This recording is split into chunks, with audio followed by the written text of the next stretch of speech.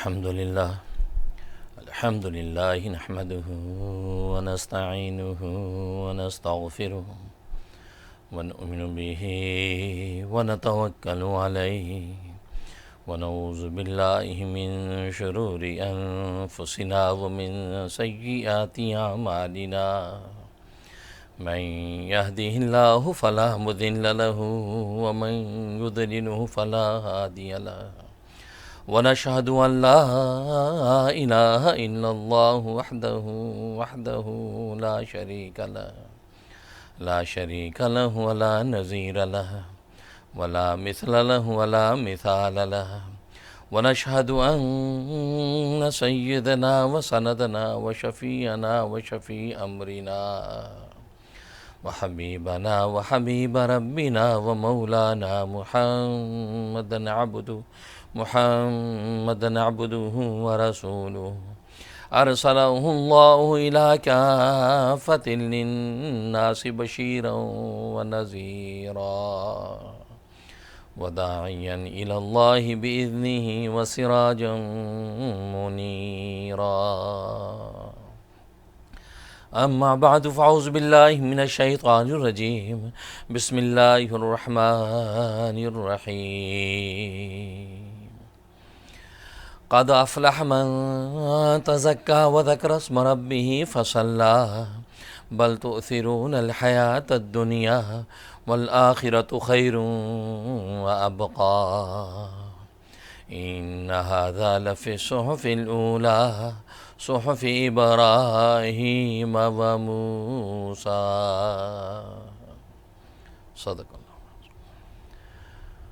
بزرگان محترم، برادران عزیز اور میری اسلامی بہنیں، بالخصوص جامعۃ الصالحات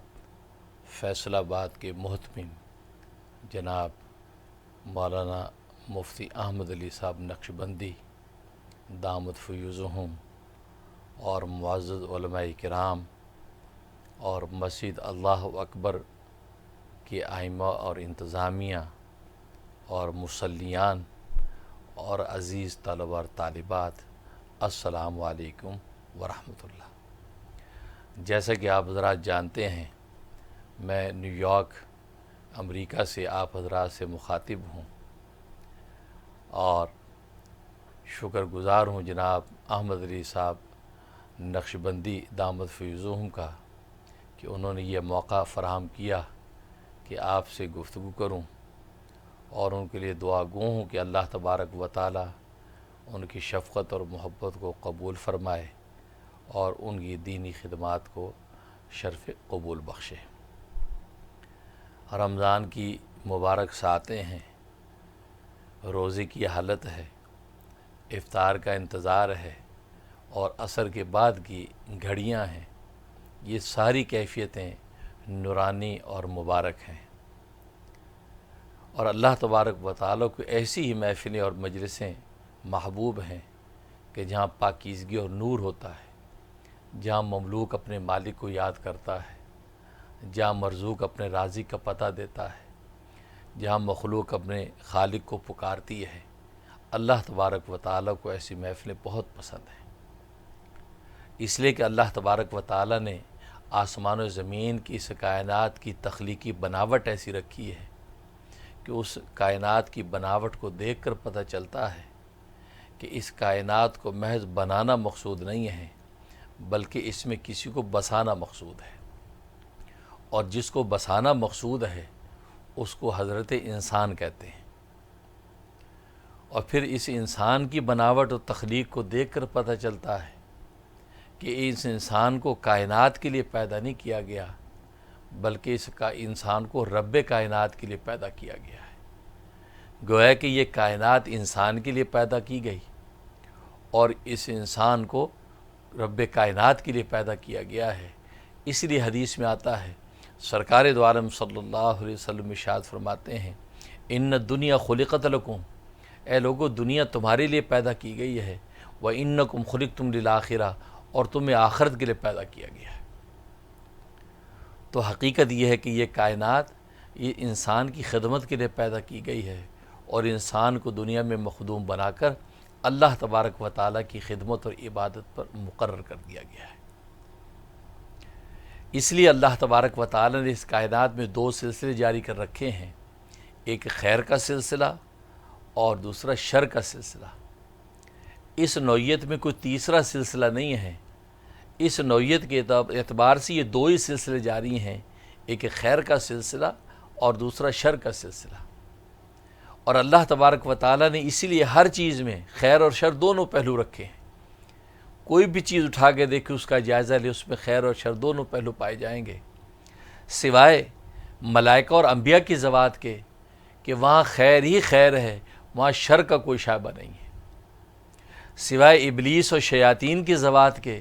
کہ وہاں شر ہی شر ہے، وہاں خیر کا کوئی شائبہ نہیں ہے۔ اس کے علاوہ ہر چیز میں اللہ تبارک و تعالیٰ نے خیر اور شر دونوں پہلو رکھے ہیں۔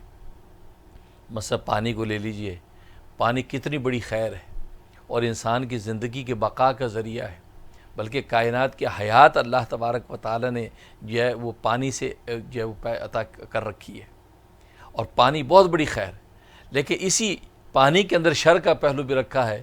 کہ یہی پانی اگر حد اعتدال سے زیادہ بدن میں آ جائے تو انسان بیمار ہو جاتا ہے، حد اعتدال سے کم ہو جائے تو انسان بیمار ہو جاتا ہے۔ کائنات کے اندر اگر سیلاب اور طغیانی کی شکل میں پانی جاری ہو جائے تو کائنات تباہ و برباد ہو جاتی ہے۔ تو پانی کتنے بڑی خیر تھا،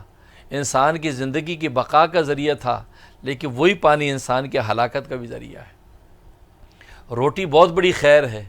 کہ انسان اپنی بھوک مٹا کے زندہ رہتا ہے، لیکن یہی روٹی اگر حد اعتدال سے زیادہ ہو جائے تخمہ کا مرض پیدا ہو کر انسان کی ہلاکت کا ذریعہ بن جاتی ہے۔ آگ بہت بڑی خیر ہے کہ انسان اس سے منافع حاصل کرتا ہے،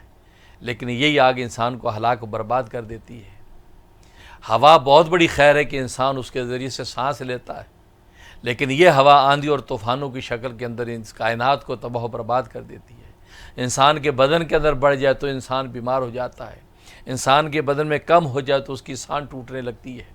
تو گویا کہ دنیا کی کسی بھی چیز کا آپ جائزہ لے لیں تو آپ دیکھیں کہ اس کے اندر خیر اور شر دونوں پہلو ہیں۔ اور عجیب بات یہ ہے کہ اللہ تبارک و تعالی نے شر ہر چیز کی ذات کے اندر رکھا ہے اور خیر باہر سے لانی پڑتی ہے۔ شر کسی بھی چیز کی ذات اور گھٹی کے اندر موجود ہے، پہلے سے اس کے ساتھ موجود ہے، لیکن خیر لانے کے لیے محنت کی ضرورت ہے، خیر باہر سے لانی پڑتی ہے۔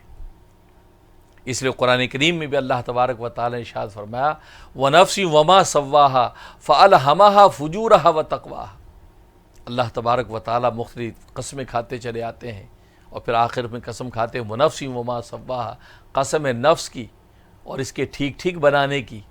فَأَلْهَمَهَا فُجُورَهَا وَتَقْوَاهَا، کہ اس نفس کو پہلے ہم نے فجور اور گناہ کا الہام کیا، گویا کہ اس نفس کے اندر گناہ اور فجور اس کی گھٹی کے اندر پہلے ڈالا ہے، وَتَقْوَاهَا، اس کے بعد اس کو تقوی کی تعلیم دی۔ ظاہر ہے کہ تقوی کہتے ہیں گناہ سے بچنے کو، تو گناہ پہلے سے موجود ہوگا تو انسان اس سے بچے گا، تبھی تو وہ تقوی کہلائے گا۔ اس لیے نفس کی گھٹی کے اندر برائی رکھ دی ہے، نفس کی گھٹی کے اندر جہالت اور اندھیرا رکھ دیا ہے۔ ہاں اس کے بعد جب تقوی کی محنت انسان کرتا ہے، اب اللہ تبارک و تعالی اس کو تقوی کے نور کے ذریعے سے بلندی عطا کرتے ہیں۔ تو شر کسی بھی چیز کی ذات کے اندر موجود ہوتا ہے اور خیر کے لیے محنت کرنی پڑتی ہے۔ آپ اس کی حصی مثال لے لیجئے، خوبصورت باغیچہ ہے، پھول لگے ہوئے ہیں، لہلہاتے پودے اس کے اندر موجود ہیں، اس کا خوبصورت ہونا، خوش رنگ ہونا، اس کا لہلہانا، اس کے پھولوں کا خوش رنگ ہونا، یہ اس کی خیر ہے۔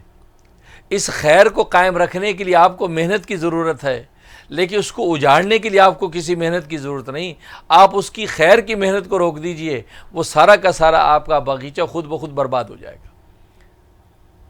اس کے پھول جھڑ جائیں گے، اس کے ہرے پتے سیاہ ہو جائیں گے اور وہ سارا کا سارا جو ہے وہ باغیچہ اجڑ جائے گا۔ ظاہر ہے کہ اب اس کو اجاڑنے کے لیے آپ نے کوئی محنت نہیں کی، بلکہ اگر آپ سے کوئی پوچھے کہ اس کو اجاڑنے کے لیے آپ نے کون سی کھاد استعمال کی ہے، آپ یہ کہیں کہ نہیں، ہم نے جو خیر کی محنت تھی، یعنی اس کی خوش رنگ اور خوشبودار رہنے کی اور جو خوبصورت رہنے کی جو محنت تھی وہ ہم نے روک دی، تو اس کے اندر کا جو شر چھپا ہوا تھا وہ خود بخود ظاہر ہو گیا۔ تو گویا کہ اجاڑ پن اس کے اندر موجود تھا، آپ نے خیر کی محنت کے ذریعے سے اس اجاڑ پن کو چھپا رکھا تھا، ورنہ اس کے اجاڑنے کے لیے آپ کو کسی محنت کی ضرورت نہیں پڑی۔ بالکل اسی کے طریقے سے لذیذ کھانا ہے، خوش ذائقہ ہے، خوش رنگ ہے، دسترخوان پہ سجا ہوا ہے، اس کی خوش رنگ اور خوشبودار رہنے کے لیے آپ کو محنت کی ضرورت ہے۔ آپ اس کو فریج کے اندر رکھیں گے، ٹھنڈی جگہ رکھیں گے، اس کی ہوا کا مناسب انتظام رکھیں گے تاکہ اس کی خیر قائم رہے، کیونکہ اس کا خوش ذائقہ خوش رنگ ہونا اس کی خیر ہے۔ لیکن اس کو متعفن کرنے کے لیے، اس کو سڑانے کے لیے آپ کو کسی محنت کی ضرورت نہیں۔ آپ اس کی خیر کی محنت کو روک دیجئے، وہ خود بخود سڑ جائے گا، اس کے اندر کیڑے پڑ جائیں گے، اس کے اندر بدبو پیدا ہو جائے گی۔ اب اگر کوئی آپ سے پوچھے کہ اس کھانے کے اندر بدبو پیدا کرنے کے لیے آپ نے کیا ڈالا ہے،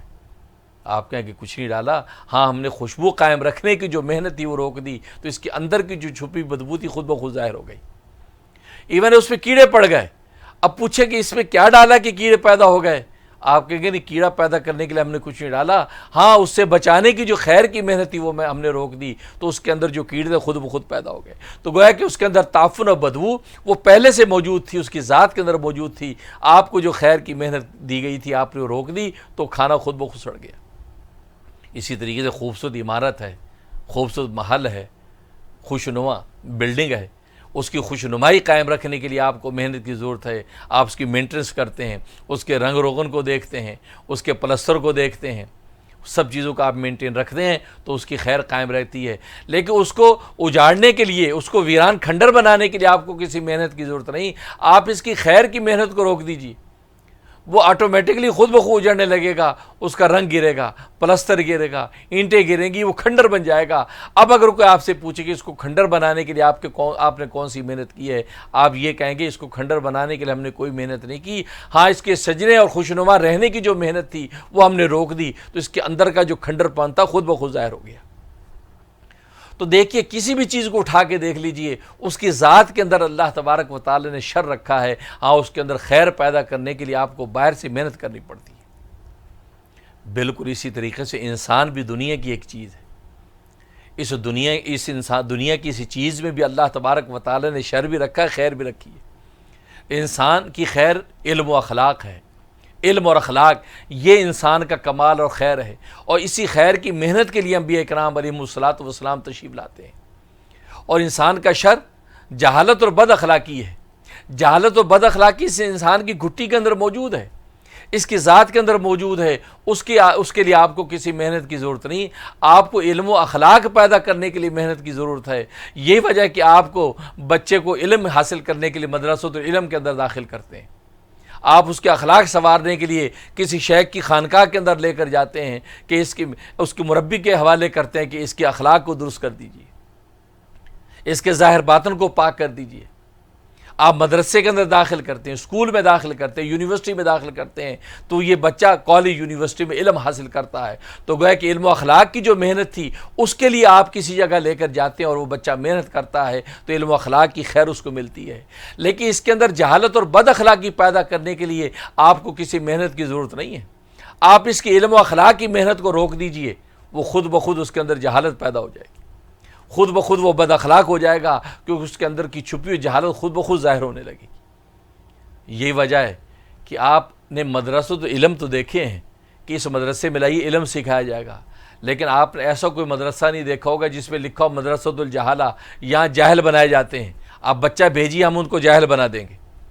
آپ بچہ بھیجیے ان کو بد اخلاق بنا دیں گے۔ تو بد اخلاق بنانے کے لیے آپ کو کسی خانقاہ کی ضرورت نہیں، بلکہ بد اخلاق کے اندر موجود ہے۔ اخلاق سکھانا چھوڑ دیجیے، وہ بد اخلاق بن جائے گا، معاشرے کے لیے ناسور بن جائے گا۔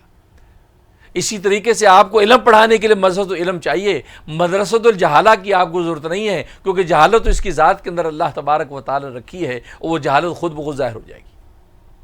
تو علم و اخلاق یہ انسان کا کمال ہے، اور یہ علم و اخلاق کی وہ محنت ہے جو انبیاء اکرام علیہم الصلاۃ والسلام لے کر آتے ہیں، اور کم و بیش 1,24,000 انبیاء اللہ تبارک و تعالی نے مبعوث فرمائے تاکہ لوگوں کو علم و اخلاق سے نواز دیں۔ اس لیے کہ علم کی روشنی میں یہ مملوک اپنے مالک کو دیکھتا ہے، یہ مخلوق اپنے خالق کو پہچانتی ہے، یہ مرزوق اپنے رازق کا پتہ ڈھونڈ لیتا ہے، اور پھر اس کے دن کے اندر وہ رزق کو تلاش کرتا ہے، اور رات میں رازق کو تلاش کر کے ماتھا ٹیک دیتا ہے، اس کے سامنے سجدے میں گر جاتا ہے۔ تو علم کی روشنی میں وہ عبادت کی طرف متوجہ ہوتا ہے، اس لیے کہ یہ معبود عابد کو پہچان لیتا ہے، اس عابد کے سامنے سجدہ دیتا ہے، اس کا عابد بن جاتا ہے۔ اور اخلاق کی خوشبو سے اس اللہ کے پیدا کی ہوئی اپنے جیسی جو مخلوق ہے ان کے ساتھ جب تعلقات استوار کرتا ہے، ان کے حق کو پورا کرتا ہے، تو اس کے وجود سے خدمت ظاہر ہوتی ہے، یہ ان کی خدمت کرتا ہے، تو گویا کہ اللہ کی عبادت کرتا ہے، اللہ کی مخلوق کی خدمت کرتا ہے۔ یہ دو کمال جب اس کے اندر پیدا ہو جاتے ہیں تو یہ دنیا میں چلتا پھرتا جنتی ہے، اللہ تبارک و تعالی شخص سے راضی ہو جاتے ہیں۔ اور یہی سبق اور یہی اس انسان کا وظیفہ ہے کہ دنیا کے اندر دو ہی کام کرنے ہیں، اپنے سے اوپر کی عبادت کرنی ہے اور اپنے جیسے اور اپنے سے نیچے والے کی خدمت کرنی ہے۔ تو خدمت اور عبادت اس کے لیے انسان کو بھیجا گیا ہے، اور انبیاء کرام علیہم الصلوۃ والسلام اسی کے لیے علم و اخلاق کی محنت دیتے ہیں۔ خود سرکار دو عالم صلی اللہ علیہ وسلم فرماتے ہیں انما بعثت معلما، میں تو معلم بنا کے بھیجا گیا ہوں، میں تو تعلیم و علم پھیلانے کے لیے بھیجا گیا ہوں، اس لیے کہ علم کی روشنی سے ساری راہیں نظر آتی ہیں، سب راہیں کھلتی ہیں۔ یہ حقوق اللہ کا راستہ ہے، اس میں اللہ کے حق کو پورا کرنا ہے۔ یہ حقوق العباد کا راستہ ہے، اس میں اللہ کے بندوں کا حق پورا کرنا ہے۔ اور حقوق اللہ اور حقوق العباد جب دونوں پورا کرتا ہے، اب ایمان کے دونوں رکن پورے ہو جاتے ہیں۔ جب ایمان کے دونوں رکن پورے ہو گئے تو یہ دنیا میں چلتا پھرتا اللہ تبارک و تعالیٰ کا محبوب بن جاتا ہے۔ پھر سمندر کی مچھلیاں اور بلوں کے اندر چیونٹیاں بھی اس کے لیے دعا کرتی ہیں، اللہ یہ اپنے اس بندے کو بخش دیجئے، اور بخشش کی دعائیں کرتی ہیں، اور اللہ تبارک و تعالی اس بندے کے لیے دنیا کے اندر ہی بخشش کے فیصلے کر دیتے ہیں۔ تو علم و اخلاق یہ انسان کی خیر ہے، اور اسی پر ساری محنت۔ اور اس کے علاوہ دنیا کی آج یہ چکا چوند ترقیاں کہ آسمانوں کے اندر انسان پرندوں کی طرح اڑتا نظر آتا ہے، دریاؤں میں مچھلیوں کی طرح تیرتا نظر آتا ہے، فراٹے بھرتی کاروں میں دوڑ رہا ہے، ہوائی جہازوں میں اڑ رہا ہے، یہ ساری کی ساری چیزیں انسان کی ضرورتیں ہیں، انسان کی فضیلتیں نہیں ہیں۔ موٹر کار انسان کی ضرورت ہے، ہوائی جہاز انسان کی ضرورت ہے، پہننا اوڑھنا انسان کی ضرورت ہے، کھانا پینا انسان کی ضرورت ہے، کھانے پینے کا سامان انسان کی ضرورت ہے۔ گویا کہ کائنات کی ایک ایک چیز، یہ سب کا سب اللہ تبارک و تعالی نے انسان کی ضرورتوں کے طور پہ پیدا کیا ہے، انسان کی فضیلتیں نہیں ہیں۔ انسان کی فضیلت علم اور اخلاق میں ہے۔ جب علم و اخلاق کی یہ دو کمال انسان کے اندر موجود ہوں گے تو انسان اللہ تبارک و تعالیٰ کا محبوب و مقبول بن جاتا ہے۔ لکھا ہے کہ حسن بصری رحمۃ اللہ علیہ کے زمانے میں رابعہ بصریہ، یہ بھی اللہ تبارک و تعالیٰ کی ایک ولیہ تھی۔ عام طور پہ اگر رابعہ بصری کو کوئی شرعی مسئلہ درپیش ہوتا تو علماء کرام سے پوچھتی تھی، حسن بصری سے مسئلہ پوچھ لیتی تھی، اور اگر یہ حضرات کو نصیحت چاہتے تھے تو رابعہ بصریہ کی باتیں بھی سنتے تھے۔ رابعہ بصریہ اللہ تبارک و تعالیٰ کی محبت میں جل بھن گئی تھی، اور وہ ایسی معرفت کی باتیں کرتی تھی کہ وقت کے بڑے بڑے محدث جھومتے تھے۔ ایک مرتبہ رابعہ بصریہ کو کوئی مسئلہ درپیش ہوا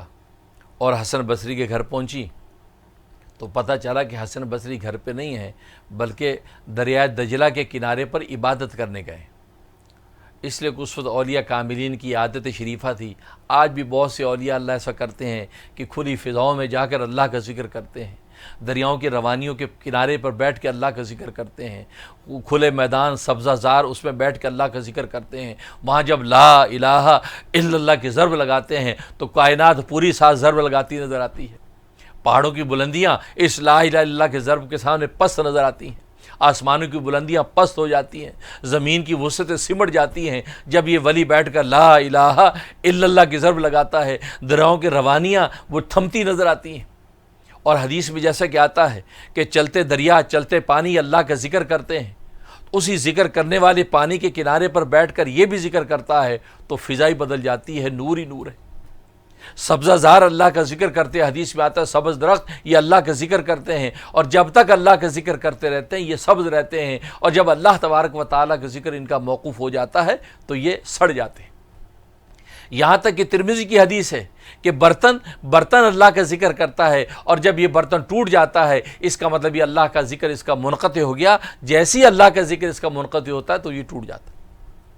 تبھی تو حدیث میں بھی آتا ہے کہ لا تقوم الساعة حتى يقال في الارض اللہ اللہ، اس روئے زمین پر اس وقت تک قیامت قائم نہیں ہوگی جب تک کہ ایک بھی شخص اللہ اللہ کہنے والا باقی رہے گا۔ گویا کہ اس کائنات میں اللہ اللہ اللہ کی ضربیں لگتی رہیں گی، اللہ تبارک و تعالی اس کائنات کو قائم رکھیں گے، کائنات میں قیامت برپا نہیں ہوگی۔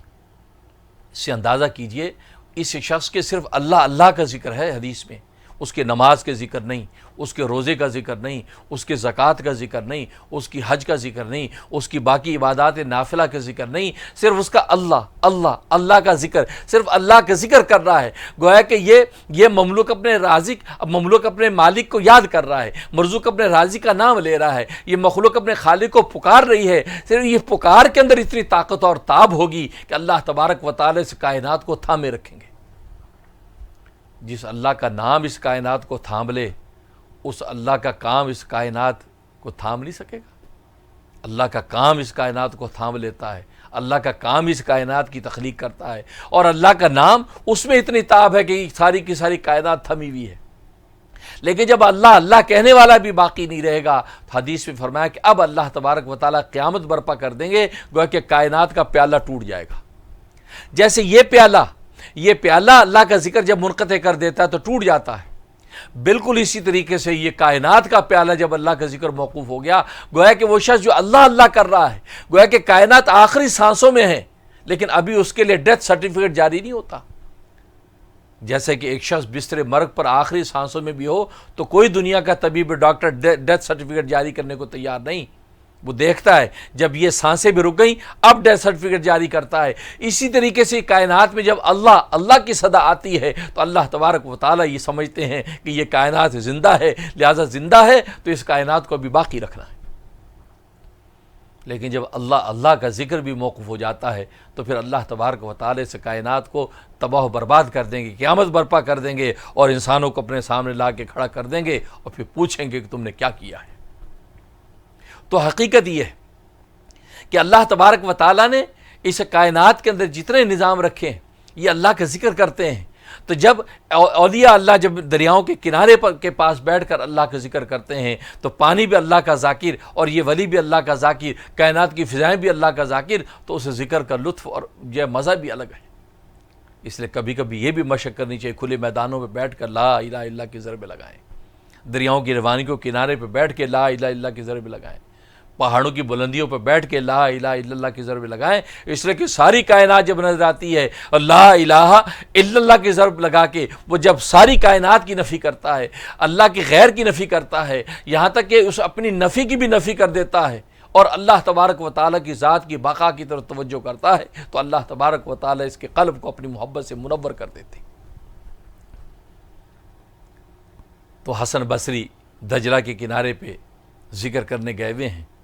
رابعہ بصریہ وہاں پہنچی ہیں، یہ بڑھیا وہاں پہنچ گئی، چادرہ لپیٹا ہوا ہے، دیکھا کہ حسن بصری نے دریا کے اوپر مصلی بچھایا ہوا، اس کے اوپر نماز پڑھ رہے ہیں، نیچے دریا بہہ رہا، اوپر مصلی بچھایا ہوا ہے۔ ولی کی کرامت، کرامات الاولیاء حق، اولیاء اللہ کی کرامت برحق ہے۔ ولی کی کرامت ہو یا نبی کا معجزہ ہو، یا اللہ تبارک و تعالیٰ کے اذن کے ساتھ ظاہر ہوتا ہے، اللہ اپنی مشیت اور اذن کے ساتھ ظاہر کرتا ہے۔ نبی کے ہاتھ پر جب ایسا کارنامہ ظاہر ہوتا ہے تو اس کو معجزہ کہتے ہیں، اور ولی کے ہاتھ پہ جب ظاہر ہوتا ہے تو اس کو کرامت کہتے ہیں۔ اور اولیاء اللہ کی کرامت برحق ہے۔ قرآن کریم میں اللہ تبارک و تعالیٰ نے حضرت مریم علیہ السلام کی کرامت کو ذکر کیا، اور آصف برقیہ کی کرامت کو ذکر کیا، دیگر کرامات کو ذکر کیا، تو گویا کہ ولی کی کرامت برحق ہے، اور یہ اللہ تبارک و تعالیٰ کی اذن کے تابع ہے۔ ولی کا اختیار نہیں ہوتا، اللہ تبارک و تعالیٰ اپنی اذن اور مشیت کے تحت ظاہر کرتے ہیں۔ جب رابعہ بصری نے یہ نظارہ دیکھا تو انہوں نے ہوا کے اندر مصلی بچھایا، اس پر کھڑے ہو کر نماز پڑھنے لگی۔ اب ادھر حسن بصری نے سلام جب پھیرا ہے، دیکھا کہ بھئی یہ بڑی چادر کے اندر تو یہ وہ بڑھیا آ گئی، رابعہ بصریہ ہیں، اور یہ ہوا میں مصلی بچھا رکھا ہے، حیران ہوئے۔ ادھر رابعہ بصری نے سلام پھیرا، اور سلام پھیر کر حسن بصری سے کہا کہ امام، تو پانی پر مصلی بچھا کر لوگوں کو کیا بتانا چاہتا ہے کہ تو اللہ کا بڑا ولی ہے، کہ پانی بھی تیرے قابو میں دسترس میں ہے، تو اپنی ولایت و معرفت دکھاتا پھرتا ہے؟ کیونکہ یہ بات یاد رکھیں کہ ولی کی ولایت میں اخفا ہوتا ہے، ولی کبھی اپنے آپ کو نہیں کہتا میں ولی ہوں، ولایت میں اخفا ہوتا ہے، نبوت میں اظہار ہوتا ہے۔ نبی ظاہر کرتا ہے کہ میں نبی ہوں، اس لیے کہ نبی صاحب شریعت اور صاحب قانون ہے، اگر وہ اظہار نہیں کرے گا کہ میں نبی ہوں تو لوگ اس سے استفادہ کیسے کریں گے؟ لیکن ولی اپنی ولایت کے اندر اخفا کرتا ہے، ولایت میں اخفا ہے، ولی کبھی نہیں کہتا کہ میں ولی ہوں۔ ہاں اللہ تبارک و تعالیٰ خود اس کی ولایت و معرفت لوگوں کے قلوب پہ ڈال دیتے ہیں، جیسے کہ حدیث میں آتا ہے کہ آسمان سے زمین پر اللہ تبارک و تعالیٰ مقبولیت عند اللہ کا اعلان قلوب کے اندر ڈال دیتے ہیں، اور لوگوں کی نظر میں وہ انسان مقبول اور محبوب ہو جاتا ہے۔ تو کہا کہ امام تم لوگوں کو یہ بتانا چاہتے ہو تو میں نے فضا میں ہوا میں مصلی بچھا کے تجھے یہ بتایا کہ اگر تو پانی کے اوپر کھڑے ہو کے نماز پڑھ سکتا ہے تو اللہ کے ایسے نیک بندے بھی ہیں کہ جو ہوا کے اندر مصلی بچھا کے نماز پڑھ سکتے ہیں۔ تیرے مصلی کے نیچے تو بہتا ہوا پانی ہے، ایک نظر آنے والا عنصر موجود ہے، اور میرے مصلی کے نیچے تو نظر آنے والی کوئی چیز بھی نہیں ہے، پھر بھی میں نے فضا میں کھڑے ہو کے تیرے سامنے نماز پڑھ کے دکھائی۔ یاد رکھ یہ اس طرح کے کارنامے کمال نہیں ہے۔ اگر تو پانی پہ مصلی بچھا سکتا ہے تو تجھ سے اوپر کے لوگ بھی موجود ہیں جو ہواؤں میں مصلی بچھا کے نماز پڑھ سکتے ہیں۔ یاد رکھ نہ پانی پہ مصلی بچھا کر نماز پڑھنا کمال، نہ ہوا پر مصلی بچھا کر نماز پڑھنا کمال۔ اگر پانی پر مصلی بچھا کر نماز پڑھنا کمال ہوتا تو پانی کے اوپر بہنے والے خس و خشاک وہ انسان سے زیادہ باکمال ہوتے۔ اگر فضا کے اندر مصلی بچھا کر نماز پڑھنا کمال ہوتا تو فضا میں اڑنے والی مکھیاں اور مچھر یہ ہم سے زیادہ باکمال ہوتے، کیونکہ وہ ہر وقت فضاؤں میں اڑتے ہیں بغیر کسی سہارے کے۔ تو معلوم ہوا کہ نہ پانی پر مصلی کمال، نہ ہوا میں مصلی کمال۔ یاد رکھ امام، کمال یہ ہے کہ انسان اپنے نفس کو جب قابو میں لے لیتا ہے اور نفس میں قابو لے کر علم کی روشنی میں خدا کو پہچانتا ہے اور اخلاق کی روشنی میں مخلوق خدا کی خدمت کرتا ہے تو یہ شخص باکمال ہے۔ یہ کمال ہے انسان کے لیے، وہ کمال نہیں ہے۔ حقیقت یہ ہے۔ تو یہ فضیلتیں نہیں ہیں، فضاؤں میں اڑنا، ہواؤں میں اڑنا فضیلتیں نہیں ہیں۔ اگر یہ فضیلتیں ہوتی تو یہ مکھیاں ہم سے زیادہ فضیلت والی ہیں، کیونکہ ہر وقت اڑتی ہیں۔ اگر دریاؤں میں تیرنا فضیلت ہوتا تو مچھلیاں ہم سے زیادہ فضیلت والی ہیں۔ تو گویا کہ کائنات کی کسی بھی چیز کو لے لو تو جانوروں کے اندر گویا کہ وہ فضیلتیں پھر ہم سے زیادہ۔ اگر ہم کھانا کھاتے ہیں، ہم بڑے لذیذ کھانے کھاتے ہیں، تو اگر یہ کمال ہوتا تو جانور ہم سے زیادہ باکمال ہیں۔ بلکہ جانور تو گوشت کا اصل ذائقہ کھاتے ہیں، بلی تو مرغی کا اصل ذائقہ کھاتی ہے، ہم تو مسالے کھاتے ہیں۔ گوشت میں مسالہ جس ذائقے کا ہوگا ویسا ہمیں گوشت لگے گا، خود گوشت کا اصل ذائقہ کیا کبھی ہم نے چکھا ہی نہیں ہے۔ لیکن بلی کو اللہ تعالیٰ نے وہ ذائقہ عطا کیا ہے۔ اگر خوبصورت کپڑے اور کوٹ اور یہ جبے پہننا کمال ہوتا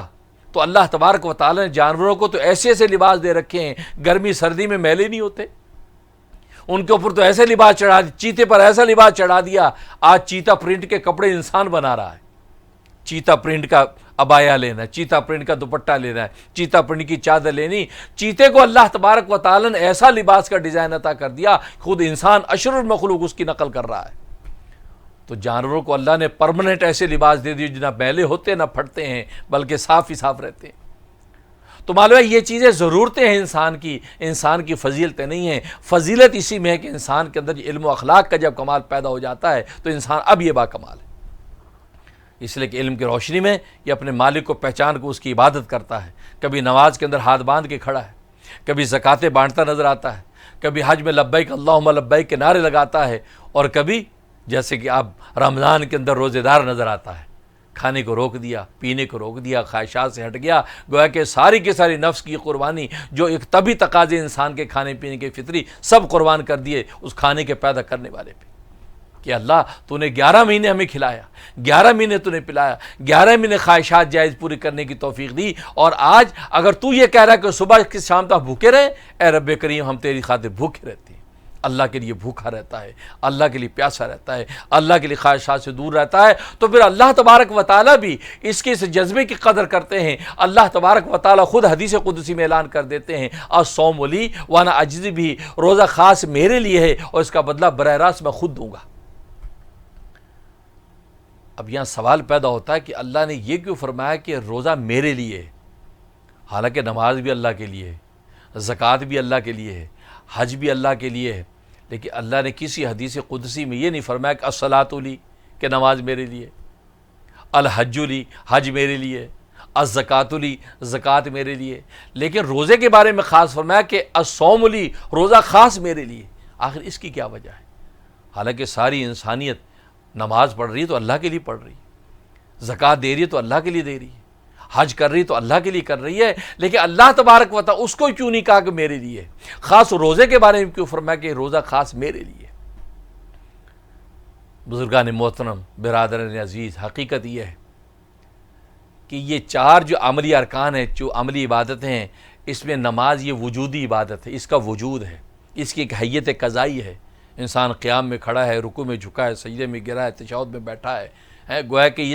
اس کی وجودی عبادت کی کوئی حیت قضائی ہے، اس کا وجود ہے۔ زکوٰۃ وجودی عبادت ہے کہ انسان جو پیسے بانٹ رہا ہے، ایک وجودی عبادت، اس کی ایک حیت قضائی ہے۔ حج وجودی عبادت ہے، اس کی ایک حیت قضائی ہے کہ احرام باندھ کے انسان لبیک اللہم لبیک کہتے ہوئے اللہ کے گھر کی طرف دوڑتا ہے، کبھی طواف کرتے نظر آتا ہے، کبھی صفا مروہ کی سعی کرتے نظر آتا ہے۔ تو یہ تینوں عبادتیں ایسی، ان کا وجود ہے، ان کے ایک جسم ہے۔ اور وجودی عبادتوں میں ریاکاری کا امکان ہوتا ہے، وہاں آپ ریاکاری کے طور پہ اس عبادت کو شو آف کر سکتے ہیں۔ نماز ہے، آپ لوگوں کو دکھانے کے لیے لمبی لمبی نمازیں پڑھ سکتے ہیں، کیونکہ اس کا ایک وجود ہے، لوگوں کو دکھایا جا سکتا ہے۔ زکوٰۃ آپ لوگوں کو دکھانے کے لیے فوٹو سیشن کر رہے ہیں، غریبوں اور بیواؤں میں زکوٰۃ بانٹ رہے ہیں، اس کا ایک وجود ہے جو لوگوں کو دکھایا جا سکتا ہے۔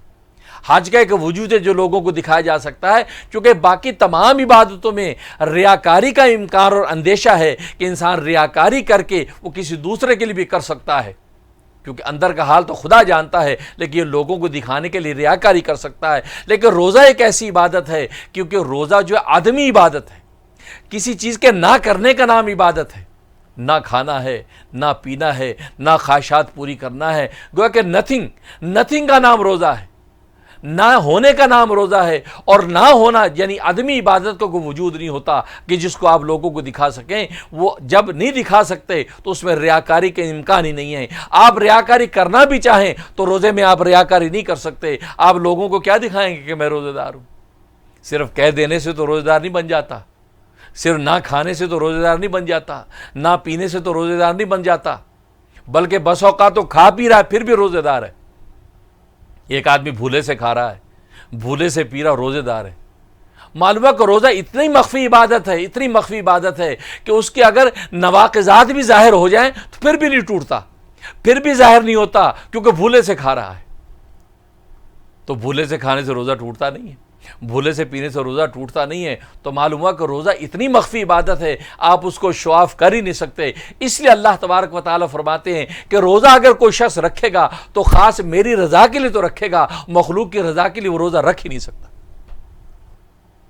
آپ بتائیے آپ میں سے کون ہے کہ جس نے روزہ کبھی کسی کو خوش کرنے کے لیے رکھا ہو؟ اس لیے کہ کسی کو خوشی کرنا ہے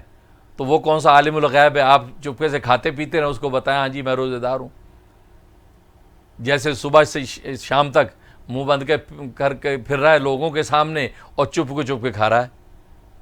اور یہ افطار کے دسترخوان پہ صف اول میں بیٹھا ہے، اور پھر اتنا کھاتا ہے بس ناک تک جب بھر جاتا ہے۔ پھر بات وہی ہے، پکوڑے کھائے، دہی بڑے کھائے، اور جناب چاٹیں کھائیں، شربت پیے، اور مغرب کی نماز میں جب گیا اللہ اکبر کر کے سجدے میں گیا، اللہ بڑا ہے، اللہ اکبر، اللہ بڑا ہے، اندر سے آواز آتی دہی بڑا ہے، دہی بڑا ہے، گویا کہ اتنا ناک بھر لیا، یہاں تک ناک تک کھا لیا۔ تو خیر، تو کہنے کا مقصد روزہ ایک اتنی مخفی عبادت ہے کہ اس پہ ریاکاری کا اندیشہ اور امکان نہیں ہے۔ تبھی اللہ تبارک و تعالیٰ فرماتے کہ روزہ میرے لیے ہے اور اس کا بدلہ براہ راست میں دوں گا۔ براہ راست کیوں دیں گے؟ باقیوں میں عبادت میں واسطہ کیوں ہے؟ یہ براہ راست بدلہ کیوں دیں گے؟ اللہ اکبر، اس کی وجہ اصل میں یہ ہے کہ روزے دار اپنے اندر جو وصف ظاہر کرتا ہے وہ وصف ملائکہ والا وصف، فرشتوں والا وصف ہے۔ باقی باتوں کے اجر دینے میں فرشتوں کا واسطہ ہوگا، لیکن روزے کا اجر دینے میں فرشتوں کا واسطہ نہیں ہوگا۔ کیوں؟ اس لیے کہ انسان خلق جو اختیار کر رہا ہے وہ فرشتوں والا، فرشتوں کی طرح کھاتا نہیں ہے، فرشتوں کی طرح پیتا نہیں ہے، فرشتوں کی طرح خواہشات کے تابع نہیں ہے۔ گویا کہ یہ انسان خود یہ فرشتہ بن جاتا ہے۔ جب ایک طرح کا خود فرشتہ بن گیا تو فرشتوں کو انعام دینے میں کسی دوسرے فرشتے کے واسطے کی کیا ضرورت ہے؟ اس لیے اللہ فرماتے ہیں کہ اب اس فرشتے کے کوئی انعام دینے میں کسی اور فرشتے کے واسطے کی ضرورت نہیں ہے۔ یہ انسان ایسا فرشتہ بنا ہے باوجود تقاضوں کے کہ اس نے کھایا نہیں ہے۔ وہ فرشتے تو اضطراری طور پہ کھاتے نہیں ہیں، یہ اختیاری طور پہ نہیں کھا رہا، تو لہٰذا اس کا انعام میں خود دوں گا، اب درمیان میں کسی فرشتے کا واسطہ نہیں ہوگا، کیونکہ یہ تو گویا خود فرشتہ بن گیا ہے۔ اور ایک حدیث میں فرمایا وہ انا اجزا بھی، کہ اس کا بدلہ کیا؟ میری ذات ہے، میں اپنی ذات بدلے میں دے دوں گا۔ اللہ اکبر، ذات کیوں دے دیں گے؟ اس کی وجہ یہ ہے کہ روزے دار اللہ تبارک و تعالیٰ کا خلق اختیار کر لیتا ہے۔ اس لیے حدیث میں آتا ہے تخلق باخلاق اللہ، تم اللہ کے خلق اپنے اندر پیدا کرو، اللہ کے اخلاق اپنے اندر پیدا کرو۔ تو گویا کہ روزے دار اللہ کے اخلاق پیدا کر لیتا ہے، یعنی اللہ کھاتے نہیں یہ بھی کھاتا نہیں ہے، اللہ پیتے نہیں یہ بھی پیتا نہیں ہے، اللہ خواہشات کے تابع نہیں یہ بھی خواہشات کا تابع نہیں رہتا۔ تو اللہ کے جب خلق اپنے اندر پیدا کر لیتے ہیں، اور یہ اللہ کے ذات کے خلق ہے، نہ کھانا نہ پینا نہ خواہشات کا پابند ہونا، جب یہ بھی اپنے اندر خلق پیدا کرتا ہے تو اللہ تبارک و تعالی خوش ہو کر اپنی ذات دے دیتے ہیں، تو انہیں میری ذات کا خلق اپنے اندر پیدا کیا تو یہ انعام میں اپنی ذات دے دیتا ہوں۔ اللہ خود اپنے آپ دے دیتا ہے، اور جس کو بادشاہوں کا بادشاہ مل گیا اس کو ساری بادشاہ مل گئی۔ اس لیے میرے دوستو بزرگوں، حقیقت یہ ہے کہ اللہ تبارک و تعالیٰ کا تعلق، اللہ اکبر، کھانے میں بھی لطف پیدا کر دیتا ہے، پینے بھی لطف پیدا کر دیتا ہے، گویا اس کائنات میں رہنے جینے کا لطف آ جاتا ہے، کیونکہ زندگی پاکیزہ، ظاہر طاہر، اندر پاکیزہ، قلب منور، اور اللہ تبارک و تعالیٰ کی محبت میں مست ہے۔ جب کھاتا ہے تو خدا کی نعمت سمجھ کے کھاتا ہے، جب پیتا تو خدا کی نعمت انعام سمجھ کے پیتا ہے، گویا کہ ہر چیز کو اپنے محبوب کی طرف سے انعام سمجھ کے جب اس کو برتتا ہے تو پھر اس کی محبت میں اور اضافہ ہونے لگتا ہے۔ اس لیے حقیقت یہ، اور رمضان کا یہ مہینہ، یہ اللہ تبارک و تعالیٰ کو اپنا بنانے کا بہترین موقع ہے۔ اس حدیث میں آتا ہے کہ جس کو رمضان کا مہینہ ملا اور پھر بھی اس کی بخشش نہ ہو سکی، وہ ہلاک و برباد ہو گیا، بد دعا دی۔ سید الرسل خاتم الانبیاء نے بد دعا دی ایسے شخص کے لیے کہ جس کو رمضان کا مہینہ ملا اور اس کی بخشش نہ ہو سکی، اور سید الملائکہ نے اس پر آمین کہا۔ اس لیے بہترین موقع ہے ناظرین کہ آپ اس رمضان کے مہینے میں اللہ کو اپنا بنا لیجئے، اور اللہ تبارک و تعالیٰ کی سنت یہ ہے کہ جب کسی کا جب ایک دفعہ بن جاتے ہیں تو پھر اللہ تبارک و تعالیٰ اس سے دوستی توڑتا نہیں ہے۔ دنیا میں تو ہم دوستیاں توڑ دیتے ہیں، اور اللہ جب ایک دفعہ کسی کا دوست بن جاتا ہے تو پھر دوستی توڑتا نہیں ہے۔ اس لیے کہ ظاہر ہے کہ اللہ تو عالم الغیب و شہادہ ہے، آگے اور پیچھے کے سارے احوال جانتا ہے کہ اس سے اب میں نے جب دوستی کر لی ہے، اب انشاءاللہ اس کے ہاتھ سے کوئی ایسا گناہ اور معصیت ظاہر نہیں ہوگی جس سے میں ناراض ہوں، اب یہ میرا تابعدار بندہ بن کے رہے گا، لہذا اللہ تبارک و تعالیٰ کی دوستی ہمیشہ کے لیے پکی ہو جاتی۔